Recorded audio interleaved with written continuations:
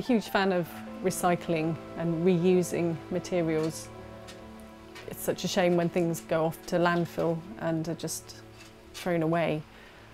I think it's vitally important that we try and repurpose and reuse materials as much as we can, particularly for sort of making things like artwork.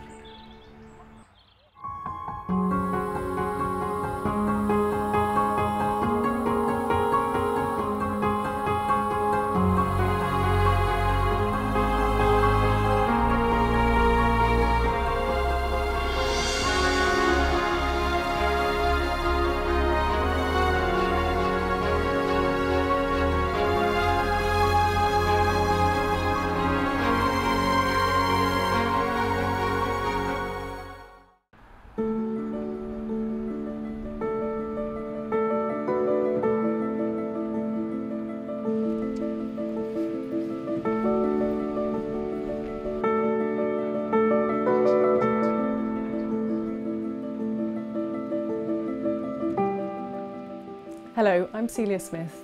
I'm a British maker who uses recycled materials. I live in Corsham in the UK and I make birds out of scrap wire.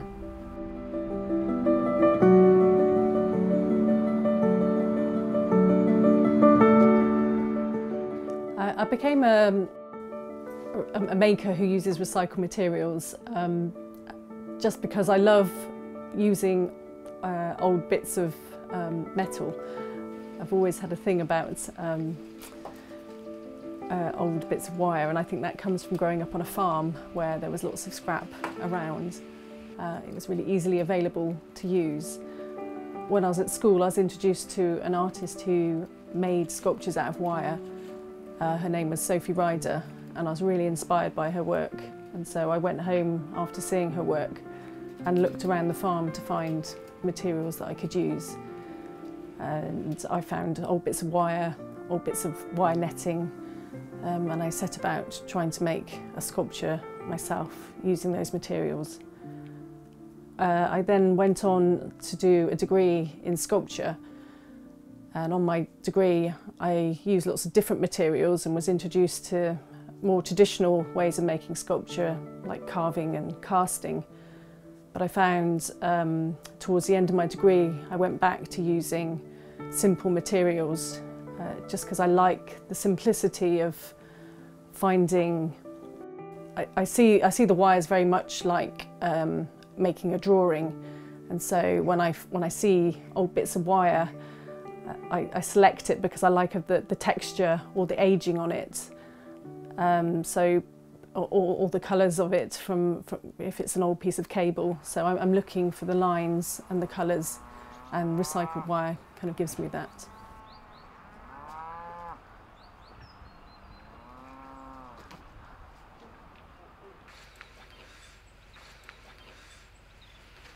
I find my materials in lots of different places.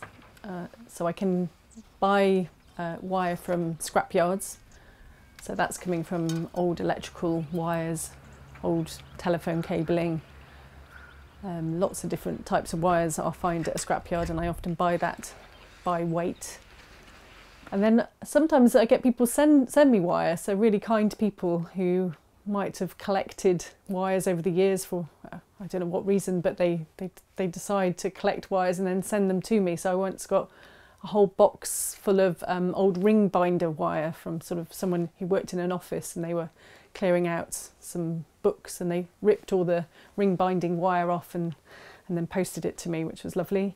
And I had another amazing box of wires, really old vintage wires, that a lady whose father had died, and she was clearing out his garage and she found all these wires that he'd saved for years and years and didn't want to just throw them away, and ended up sending me this amazing box of interesting wires. So yeah, sometimes I get collections from other people, which is it's really special, and I tend to savour those bits of wires.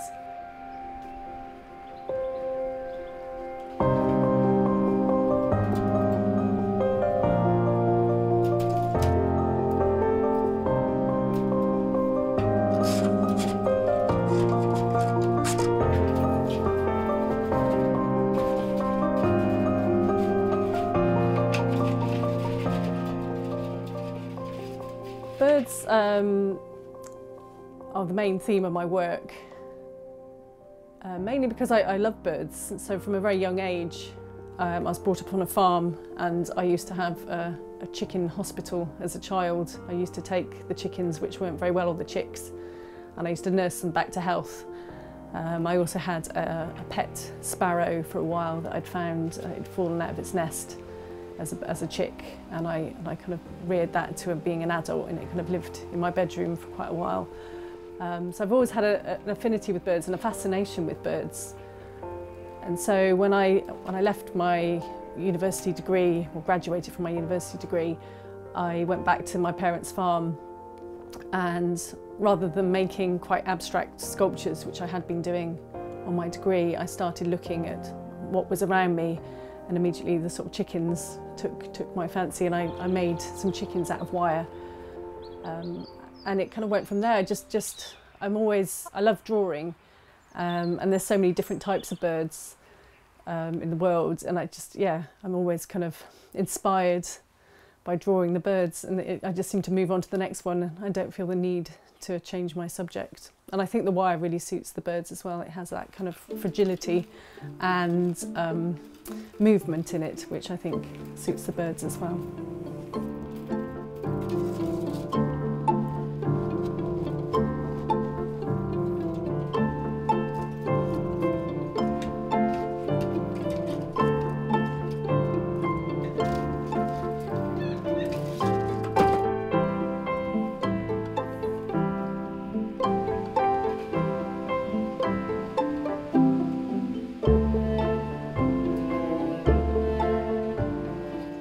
To start my sculptures, I always need to draw the birds. So I go to different locations to draw them. So that's often nature reserves or islands. And I also work really seasonally as well, because obviously birds are here at different times of the year. So in the summer, I tend to be drawing seabirds and going off to islands and sort of coastal locations. And then in the winter, I tend to go more to estuaries and sort of wetlands, where I'll see geese and ducks and swans. So yeah, it always starts with the drawing and getting to know the birds. And I start with a sketchbook, and I use a telescope as well, so I can sort of observe them from a distance. If they're obviously wild birds get scared very easily, so I'm often using a telescope to be able to sort of see them close up. And I draw through the telescope. And sometimes I take wire with me as well, so I'll take a bundle of wire to wherever I'm drawing, and I'll make sort of sketches in the wire directly from what I'm looking at. And then I bring the sketches back to the studio, both the pencil sketches and the wire sketches, and then I can use those to help me make sort of bigger pieces, life-size pieces, or even more small study-size pieces.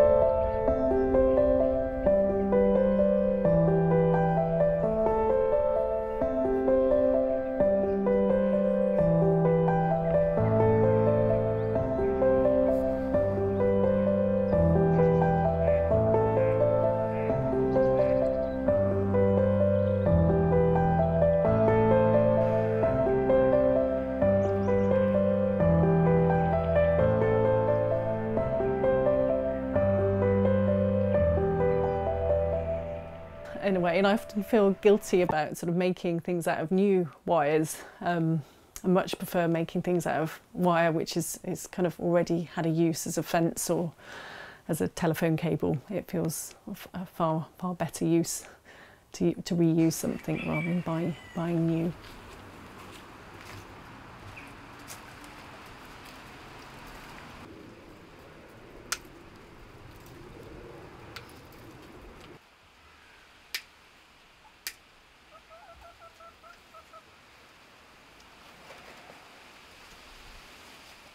So to make one of my sculptures, they all have a framework inside them, like a skeleton. And this is normally made out of one very long piece of wire. And I start by making a foot, and then I work up the leg and then make a shape for the body.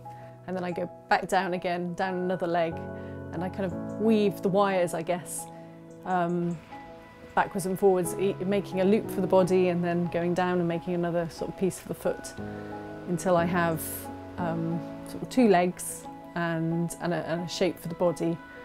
I then use a thinner wire to bind all these kind of loops of wire together, and that's when I start to getting a shape of the birds.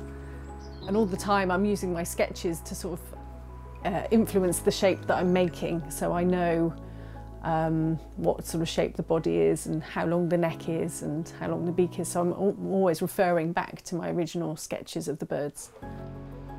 Once I've got a framework, I can then start adding other colours, other types of wire, and I start building up the shape of the birds and putting in coloured detail if it has different colours in it.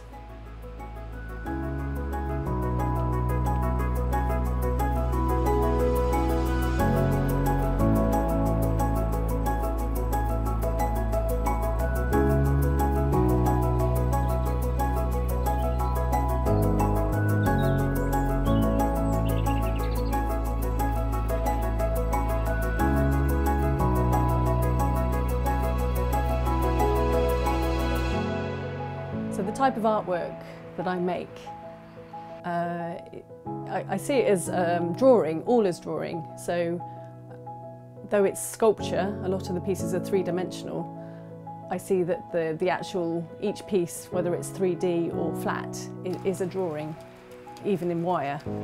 So I see the wire very much like a line you would draw.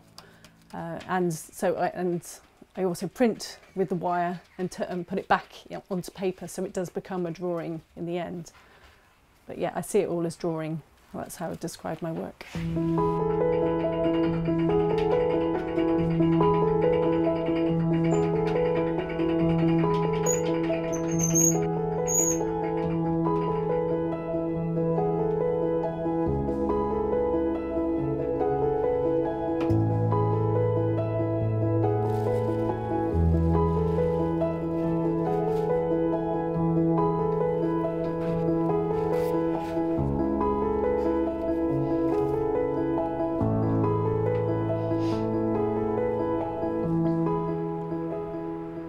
There's 2 questions I'm asked a lot by people when they know what I do or when they see what I do.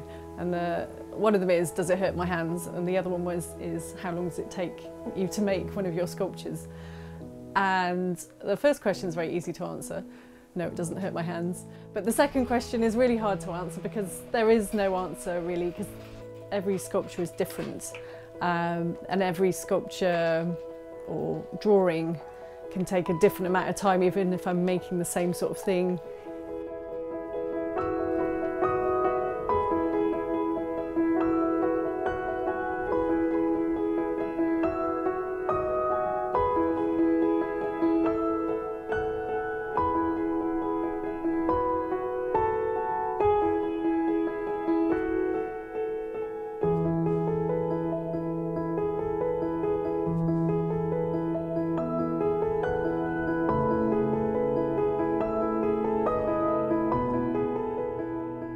Scrap materials mean a lot to me. I think growing up on my parents' farm, nothing was ever thrown away. My dad is a complete hoarder, so he hangs on to all sorts of materials, and just in case they're going to be useful. And more than likely they are, but they're often piled up in places, and he can never find what he wants when he needs it. And I've kind of inherited that. I don't like throwing any bit of metal away because it might be useful one day for something. It's such a shame when things go off to landfill and are just thrown away. I think it's vitally important that we try and repurpose and reuse materials as much as we can, particularly for sort of making things like artwork.